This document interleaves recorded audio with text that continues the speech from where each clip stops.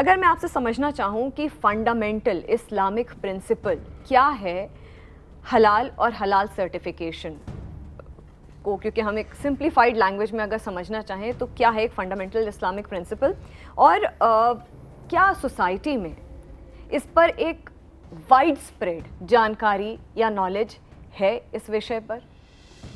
जी स्मृति साहिबा, for a start सबसे पहले जागरण मंथन का और पूरे स्टाफ का बहुत बहुत शुक्रिया कि आपने मुझे मौका दिया। आपने मुझसे पूछा है कि हलाल क्या चीज़ है। हलाल देखिए एक अरबी शब्द है, उसका मतलब है परमिसिबल, जिसे हिंदी में हम बोलते हैं मान्य, अलाउड। और इसका दूसरा मतलब जो है, जो हिंदुस्तानी भाषा में उर्दू में कह लीजिए, यानी हलाल का मतलब है किसी का गला चाक कर देना, ज़िबा कर देना।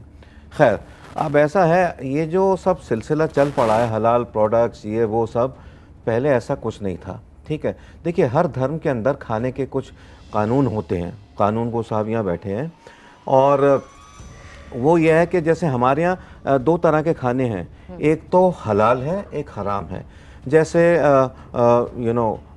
बकरे का गोश्त हलाल है, ठीक है, सारी सब्जियां हलाल हैं, सारे फल हलाल हैं, इस खीर हलाल है, सारी चीज़ें, दूध के सारे प्रोडक्ट्स हलाल हैं। लेकिन जैसे पिग के प्रोडक्ट्स हैं, ठीक है, वो हराम हैं। ठीक है, और भी कोई इस तरह के जानवर हैं, जैसे घोड़े वोड़े को हमारे यहाँ नहीं खाते, वो सब हराम है। तो हलाल और हराम का बस यही है। अब आज जो कुछ लोगों ने सिलसिला बना लिया है, जैसे जमीयत उलेमाए हिंद ने एक अपना सिस्टम बना लिया है कि वो सर्टिफिकेट देंगे क्या हलाल है क्या हराम है। अरे हुआ दे। या फिर ये एक ऐसे ही कोई बॉम्बे में एक ऑर्गेनाइजेशन बनी, नई ऑर्गेनाइजेशन है, इसका नाम है हलाल काउंसिल ऑफ इंडिया, एक हलाल इंडिया प्राइवेट लिमिटेड है। ये कौन से धंधे हैं? एक आम इंसान, मैं एक मुसलमान हूँ, ठीक है, शालिनी भी एक उसी माहौल से ताल्लुक़ रखती हैं, तो हमें पता है क्या हलाल है क्या नहीं है। तो ये जो सब धंधे बना लिए हैं इन्होंने कि ये हलाल है ये हराम है, मेरे ख़्याल से इसकी कोई ज़रूरत नहीं है।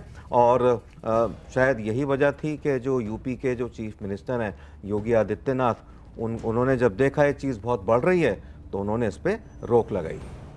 चलिए, ये तो बात हो गई एक सिंप्लीफाइड लैंग्वेज में समझना, लेकिन ये जैसे कि मैंने अपनी ओपनिंग में भी बोला था शालिनी जी कि ये सिर्फ इस्लामिक डाइटरी गाइडलाइंस नहीं है, बहुत सारी चीज़ें हैं। और जब हलाल की बात होती है तो परमिसिबल, जैसा कि फिरोज साहब ने बताया, वैसे हराम भी होता है, फॉरबिडन हो गया, मुशबूह भी एक होता है जो क्वेश्चनेबल और डाउटफुल होता है, और एक रूह होता है जो ऑफेंसिव होता है।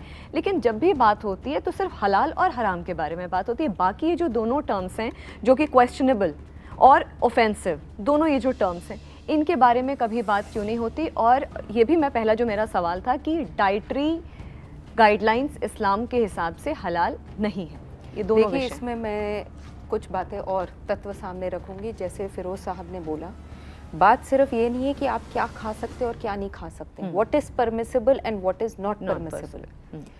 बात आती है कि हलाल फाइनेंसिंग का भी एक बहुत बड़ा ब्यौरा है, हलाल कॉस्मेटिक्स का बहुत बड़ा एक बिजनेस शुरू हो चुका है, हलाल क्लोथिंग्स का भी है। बिल्कुल। अब ये सारी चीजें कहाँ पे फॉलो होनी चाहिए या कहाँ फॉलो होती है? शरीयत लॉ फॉलोइंग कंट्रीज में ये सब फॉलो होता है।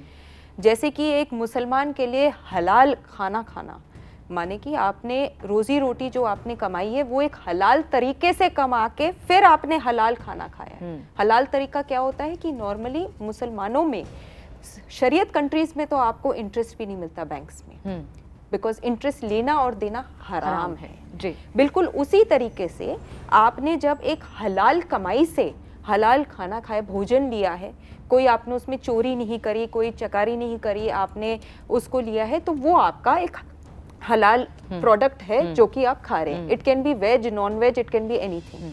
एट द सेम टाइम जब आप बात करते हो क्या परमिसिबल है और क्या परमिसिबल नहीं है, मुझे लगता है क्योंकि मैं इस देश की निवासी हूँ, इस देश में मैं यहाँ पे और धर्म के लोगों के साथ भी रह रही हूँ, हमें इतनी ज़्यादा बारीकी में जाने की ज़रूरत ही नहीं होती है। क्यों? क्योंकि यहाँ पे हमारे पास हलाल सर्टिफिकेशन बाय गवर्नमेंट बॉडी कोई भी लागू नहीं है। ऑल द हलाल सर्टिफिकेशंस दैट आर गिवन, जितनी भी हलाल सर्टिफिकेशन Private दी जा रही है वो bodies सब प्राइवेट प्रॉपर्टीज ठीक है, हैं। जी। और ये एक बिजनेस बन गया था। आप सोचिएगा, डाइपर हो गया, चॉकलेट हो गया, च्युइंगम हो गया, कुछ चीजें हैं जिसमें जरूरी है। अब जैसे कि पॉक नॉट अलाउड है, तो उससे बन के आता है जेलेटिन। तो वो जो जेलेटिन है, जो सेटिंग एजेंट है, जो जेलीज में यूज होती है, वो चीजें एक मुसलमान के लिए हराम हो जाता है।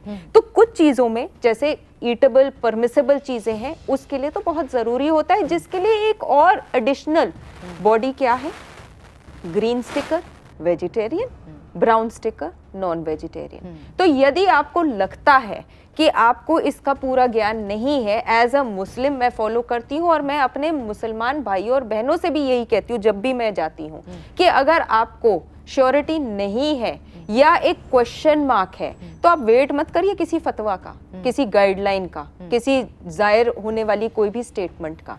आप ग्रीन स्टिकर देख लिया, आपने देख लिया इसमें ऐसा कोई पदार्थ नहीं है जो कि हमारे लिए हराम है।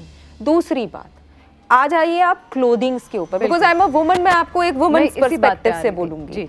क्लोथिंग्स पे आ जाते हैं, तो क्लोथिंग्स में भी क्या होती है कि कोई भी हराम एनिमल के बॉडी हेयर फाइबर्स उसमें इस्तेमाल ना हो। अब देखिए, इसमें हम सब अपने आप ही पाबंदी से हम लोग कर देते हैं। फॉर एग्जाम्पल, जब आप कपड़े प्रेस के लिए दे रहे होते हैं, आप जब नमाज पढ़ रहे होते हैं, तो आप साफ पाक कपड़े पहनेंगे, आप घर पे अपने आप प्रेस कर दीजिए। क्यों? क्योंकि आपको नहीं पता जो प्रेस वाला कपड़ों पे पानी छिड़केगा वो कहाँ से है। बहुत लोग ऐसे सोचते हैं, और उन चीज़ों को सोच के आप कोई सोशल मुद्दा ना बनाइए। आप अपने घर में धर्म और राजनीति दोनों अपने घर के चारों दीवारों में ही उसकी पाबंदी होनी चाहिए। आप सोशल मुद्दा ना बनाइए। आपको लगता है आपको नहीं पता धोबी कौन सा पानी इस्तेमाल कर रहा है, आपने अपना घर में ही इस्त्री कर दिया और आपने वो नमाज के लिए पढ़ लिया। आप हलाल सर्टिफाइड कॉस्मेटिक्स की बात कर रहे हैं, आजकल तो ऑर्गेनिक कॉस्मेटिक्स आ गए हैं। आपको पता है कि वो ऑर्गेनिक है, उसमें कोई भी ऐसा जीव जंतु का प्रयोग नहीं किया गया है कि आप अपने होंठों पे ना लगा सके, क्योंकि देखिए ये एक धार्मिक भावना की बात है। तो समवेयर डाउन द लाइन हम ही को कुछ चीजें हैं जिस पे एक आउटलाइन और एक अंडरलाइन करने की जरूरत है। आउटलाइन हो चुका है क्योंकि वो हमारे धर्म में है कि आप हराम सर्टिफाइड चीजें, हराम चीजों के ऊपर आप ध्यान नहीं देंगे। जहाँ पे क्वेश्चन मार्क है, जैसे आपने कहा, उसके ऊपर आपको ज्यादा सोच विचार नहीं करना चाहिए, और अंडरलाइन करने की जरूरत है कि आप क्या सही मानते हैं वो आप अपने लिए करिए, और कोई भी एक ऐसा अनरेस्ट वाला माहौल ना बनाइए।